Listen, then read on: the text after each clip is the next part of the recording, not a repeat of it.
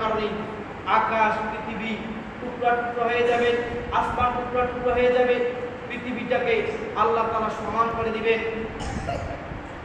ওয়াতাকুলুল জিবালু কাল'ইহিনিল মানফুশ, পর্বতগুলো পাহাড়গুলো ধুলার মতো উঠতে থাকবে। যে বড় বড় পাহাড়, উহুদ পাহাড়, যত বড় বড় পাহাড় আছে না কেন, সমস্ত পাহাড় সেই দিন ধুলার মতো উঠতে থাকবে। আল্লাহ তাআলা সেই দিন পাওয়ার দেখাবেন।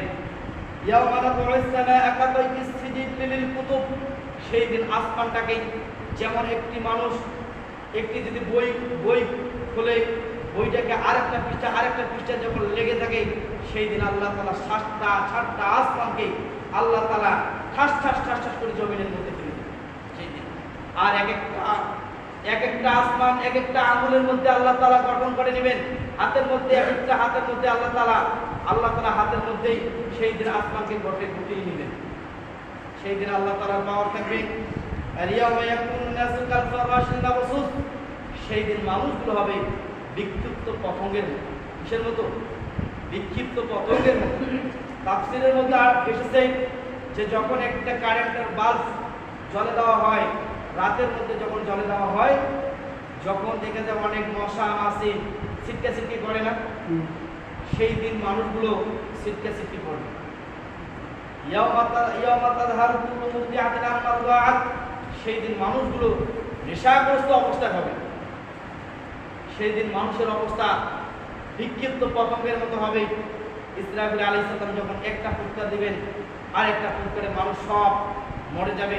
তৃতীয় ফুৎকার যখন হয়ে যাবে, মানুষ যে জায়গায় রয়েছে, কোনো মানুষ যখন মারা যাওয়ার পরে যদি মানুষ কলার গাছ খেয়ে ফেলে, পানিতে ডুবে যায়, যে জায়গায় মানুষ মারা যাবে না কেন, যে জায়গায় মানুষ দাফন করা হবে না কেন, মানুষ সে জায়গায় থেকে সেই দিন মানুষ উঠবে আর কিয়ামতের ময়দানে দৌড়াতে থাকবে উলঙ্গ অবস্থায়। কি অবস্থায়? উলঙ্গ অবস্থায়, খাতনাবিহীন। মানুষ সেই দিন কাপড় থাকবে না পরনে, এমন অবস্থা হবে সেই দিন মানুষের। আল্লাহ রাব্বুল আলামিন বলেন, আফামান ইয়ামশি মুকিব্বান আলা ওয়াজহিহি আহদা আম্মান ইয়ামশি সাওয়িয়ান আলা সিরাতিন মুস্তাকিম।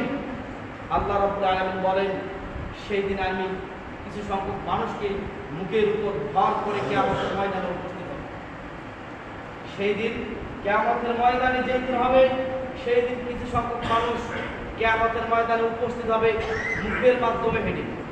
কিসের মাধ্যমে হেঁটে? মুখ দিয়ে হেঁটে কিয়ামতের ময়দানে উপস্থিত হবে। আয়েশা রাদিয়াল্লাহু তাআলা আনহা আল্লাহ রাসূল সাল্লাল্লাহু আলাইহি সাল্লামকে জিজ্ঞাসা করলেন, ইয়া রাসূলুল্লাহ, ইয়া হাবিবাল্লাহ, মানুষ কেমন করে কিয়ামতের ময়দানে মুখের মাধ্যমে হাঁটে উপস্থিত হবে? আল্লাহ রাসূল সাল্লাল্লাহু আলাইহি সাল্লাম বললেন, যেই মানুষকে আল্লাহ তাআলা দুইটা পায়ের মধ্যে হেঁটে হাঁটার সুযোগ করে দিয়েছেন, হাঁটতে পারার সুযোগ করে দিয়েছেন, সেই দিন আল্লাহ রাব্বুল আলামিন পারবেন যে এই মানুষদেরকে কিয়ামতের ময়দানে মুখের মাধ্যমে হেঁটে উপস্থিত হবে। কারা উপস্থিত হবে?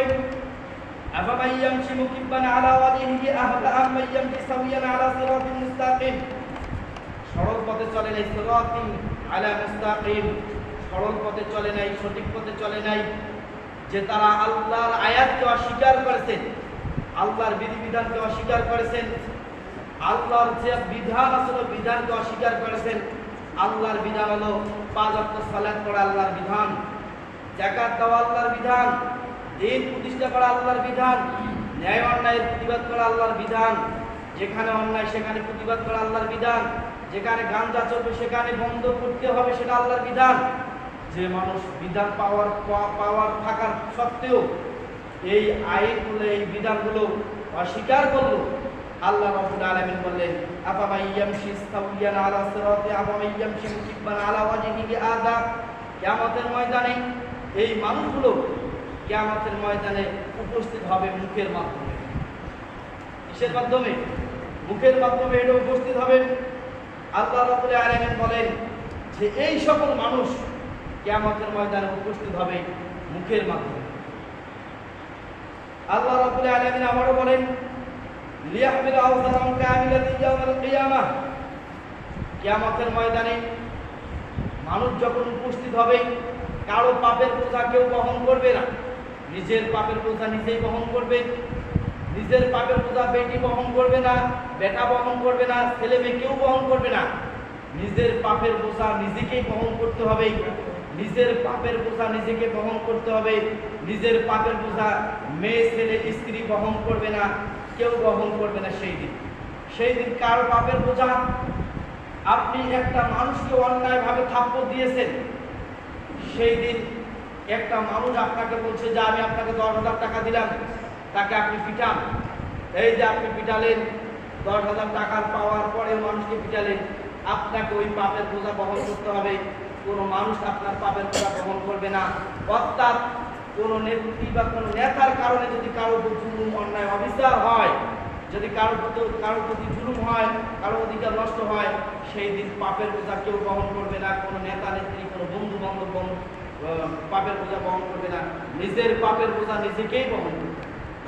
নিজের পাপের বোঝা নিজেকেই বহন করতে হবে, কারো পাপের বোঝা কেউ বহন করবে না। সূরাতুন নাহালের 25 নম্বর আয়াতের মধ্যেই আপনি পড়লে বুঝবেন।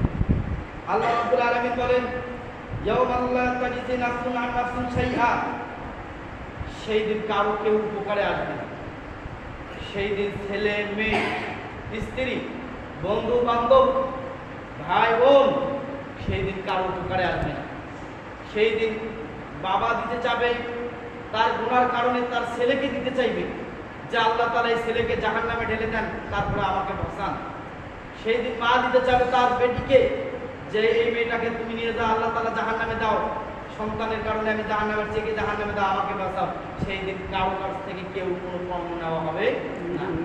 নিজের পণ্য নিজেকেই বহন করতে হবে, নিজের কোনা নিজেকে বহন করতে হবে।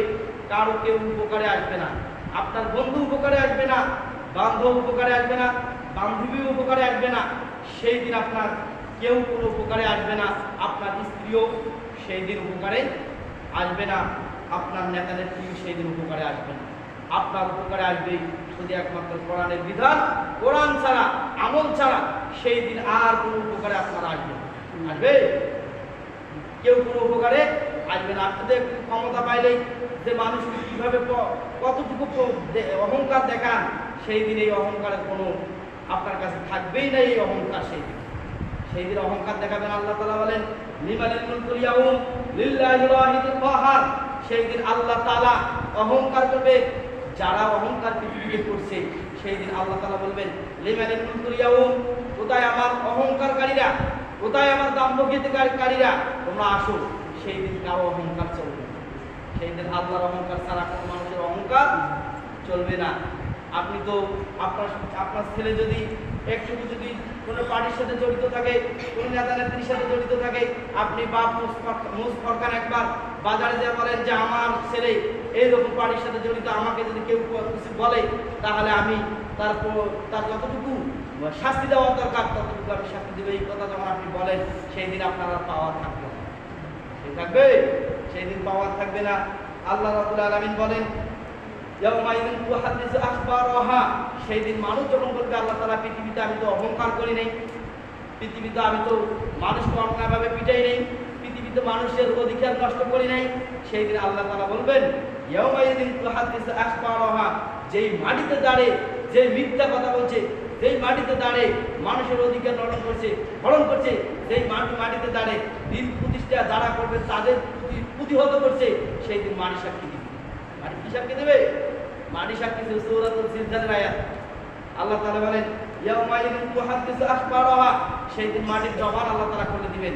মাটি বলবেন যে আল্লাহ তাআলা এই মাটির উপর দাঁড়িয়ে এই শয়তান এই কাজ করছে, এই শয়তান মাটির উপর দাঁড়িয়ে যারা দিন প্রতিষ্ঠা করে যায় তাদের প্রতিহত করছে, তাদেরকে পিটাইছে, তাদেরকে জেল জুলুম করছে। সেই দিন মাটি বর্ণনা, মানুষ বর্ণনা দেওয়ার কোনো দরকার নাই।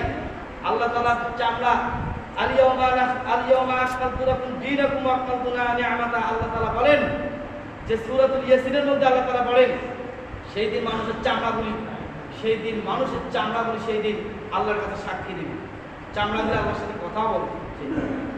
মানুষের যে চামড়াগুলি আছে, সেই দিন চামড়াগুলি আল্লাহ তাআলার সাথে কথা বলবে। চামড়া দিয়ে আপনি কি করছেন, হাত দিয়ে আপনি কি করছেন, সেই দিন চামড়াগুলি আল্লাহ তাআলার সাথে কথা বলবে। আপনার বাঁচার কোনো পথ থাকবে না। আল্লাহ তাআলা বলে সেই দিন পৃথিবীতে মাটির উপর দাঁড়িয়ে কে কে নামটা ছবি দেখছে, কে কে ছবি দেখছে, কে কে জুয়া খেলাইছে, কে কি করছে, কে কোন মেয়ের সাথে কথা বলছে, কে কোন মেয়ের সাথে SMS করছে, সেই দিন মাটি জবাব দেবে, কারো জবাব দেওয়া দরকার। আল্লাহ রাব্বুল আলামিন বলেন বিআন্না রাব্বাকা ওয়া হালাহা, তারা বলবেন আল্লাহ তাআলা মাটির তো জবান ছিল না, পৃথিবীতে মাটি তো কথা বলে নাই। আল্লাহ রাব্বুল আলামিন বলেন যেই মাটি কথা বলে নাই, মাটির বাক শক্তি আমি আল্লাহ রাব্বুল আলামিন কথা বলার জন্য দিয়েছি। সেই দিন মাটি কথা বলবেন কান্নামা উতিয়া কিতাবাহু বিয়ামিনি, সেই দিন মাটি যখন কথা বলবেন, কথা বলার পর মাটি যখন সাক্ষী দিবেন, যদি ব্যক্তিটা ভালো হয়ে থাকে, আমল যদি তার ভালো হয়ে থাকে, তার আমল দেওয়া হবে ডান হাতে। কি হতে? ডান হাতে। কি হতে? ডান হাতে দেওয়া হবে। ফাআম্মান উতিয়া কিতাবাহু বিয়ামিনি, সেই দিন মানুষের আমল দেওয়া হবে যারা ভালো ভালো আমল করেছেন, নেক নেক আমল করেছেন, সেই দিন ভালো কাজ যারা করেছেন, সেই দিন তাদের আমল দেওয়া হবে তাদের ডান হাতে। আর যারা বদ আমল করেছেন, নেক আমল করেন নাই, গুনাহ করেছেন, অশ্লীল গান বাজনা দেখেছেন, তাদেরকে সেই দিন দেওয়া হবে বাম হাতে আমলনামা। আর যাদেরকে ডান হাতে দেওয়া হবে আমলনামা, ফাসাওফা ইউহাসাবু হিসাবান ইয়াসীরা, সেই দিন তাদের হিসাব নিকাশের জন্য হয়ে যাবে যথেষ্ট, হিসাব নিকাশ সহজ হয়ে যাবে তাদের। আর যাদেরকে বাম হাতে দেওয়া হবে এর হিসাব নিকাশ কঠিন হয়ে যাবে।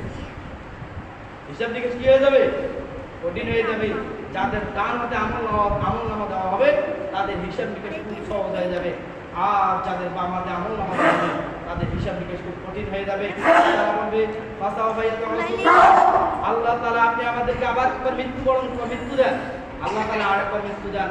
আল্লাহ তাআলা বলবেন যে আর মৃত্যু তোমাদের হবে না। তুম্মা লা ইয়ামুতু ফিহা ওয়া লা ইয়াহইয়া, তারা মরবেও না বাঁচবেও না, এমন তো অবস্থা থাকে। যদি কোনো মানুষের গলার মধ্যে একটা কাঁটা লাগে বা একটা ফল খায়, খাওয়ার পর গলার মধ্যে লাগে, ওই মানুষটা কিন্তু মরেও না বাঁচেও না, মরেও না বাঁচেও না, এই অবস্থা থাকলে তার কেমন লাগে? খুব ভালো লাগবে। মানে একটা ফল, এমন ফল খাইলো কাঁটাযুক্ত ফল খাবে, খাওয়ার পর গলার মধ্যে আটকে গেছে, যাওয়ার পর দেখা যায় তার মরণও হয় না বা তার মরেও না তা বাঁচেও না, তাহলে তার অবস্থাটা কেমন হবে? খুব কঠিন হবে না? তাহলে ওই রকম তো হয়ে যাবে মানুষের সেই দিন। যাদের ডান হাতে আমল, বাম হাতে যেই দিন আমলনামা দেওয়া হবে, সেই দিন মানুষ মরবেও না বাঁচবেও না, সেই দিন এমন তো অবস্থায় হবে। আর তাদেরকে দেওয়া হবে জাহান্নামে, এবং যে জায়গায় আগুন থাকবে সেই জায়গায় তাদেরকে দেওয়া হবে। তাহলে মাটির উপর দাঁড়িয়ে আপনি কি কি করলেন, এই মাটি সেই দিন সাক্ষী দিবে। আপনি তো আল্লাহ তাআলার বিধিবিধান মানেনই না। আল্লাহ তাআলা 5 ওয়াক্ত সালাত আল্লাহ তাআলা ফরজ করে দিয়েছেন, আপনি পড়েনই না। আর যারা বাড়িতে সালাত আদায় করে, আল্লাহ রাসূল বলছে যে মুনাফিক। ঠিকই মুনাফিক। হ্যাঁ, আপনি কোথাও গিয়েছেন, যাওয়ার পর দেখা যায় নামাজ পড়া একটু কাদা হয়ে গেল, বা দেখা যায় আমার রক্ত সময় এখন আছে, আমি জামাতে পড়লাম না, তাহলে আপনি পড়তে পারেন বাড়িতে। কিন্তু আমি অহরহ যদি আপনি বাড়িতে পড়েন অলসতার কারণে, তাহলে আল্লাহ রাসূল বলছেন যে মুনাফিকের কাতারে থেকে। কিসের কাতারে? মুনাফিকের কাতারে। আর যে ব্যক্তি সালাত নাই, যে ব্যক্তির নামাজ নাই, আল্লাহ রাসূল বলছেন যে সে ব্যক্তি মুসলিম নয়। সেটা কি নয়? মুসলিম নয়। যার সালাত নাই অর্থাৎ যার নামাজ নাই, সে ব্যক্তি মুসলিম দাবি করতে পারে না, সে ব্যক্তি ঈমানদার দাবি করতে পারে না, সে দাবি করতেই পারে না। আল্লাহ রাসূল বলছেন ফাকাদ কাফারা, যে ব্যক্তি সালাতকে ত্যাগ করলো সে ব্যক্তি কাফের হয়ে গেল, সে ব্যক্তি মুশরিক হয়ে গেল। তাহলে আপনি তো সালাতের সময় হলে সালাতে আদায় করেন, নামাজের সালাতে হলে নামাজে আদায় করেন না, তাহলে মুশরিক অবস্থায়, কাফের অবস্থায় যদি আপনার মরণ হয়, তাহলে কাবা শরীফের মুনাফিক অবস্থায় যদি মরণ হয়, আব্দুল্লাহ বিন উবাই রাসূল সাল্লাল্লাহু আলাইহি ওয়াসাল্লাম নিজে জানাজার পড়াইলেন, পড়ার পরেও যদি তার জান্নাত মিলে না, এই যে অল্প 400-500 বা 300-400 লোকের একজন ইমাম লিখে আপনি যতই ভালো করে নামাজ জানাজার হতে কেন 4 পয়সারও লাভ হবে। তাহলে আল্লাহ তাআলা আপনাকে আমাকে বুঝার তৌফিক দান করে দেন, আল্লাহ তাআলা মানার তৌফিক দান করে দেন। যারা পড়ে আসলেন যারা সাথে শুনুন।